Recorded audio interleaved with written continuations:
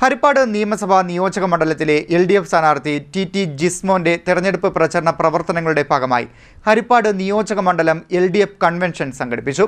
CPM കേന്ദ്ര committee അംഗം CS Sujatha ഉദ്ഘാടനം നിർവഹിച്ചു.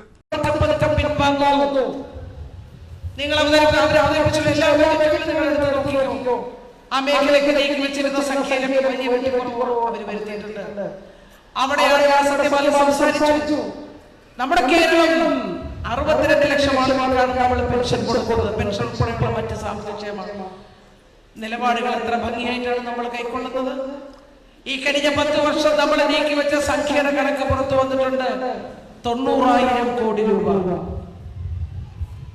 പാവപ്പെട്ടവർക്ക് പെൻഷൻ കൊടുക്കുന്നതിന് വേണ്ടി 90,000 കോടി രൂപ നീക്കിവെച്ചുള്ള ഒരു സംസ്ഥാനവും ഇന്ത്യ രാജ്യത്തില്ല, സ്വാതന്ത്ര്യാനന്തര ഇന്ത്യയിലില്ല.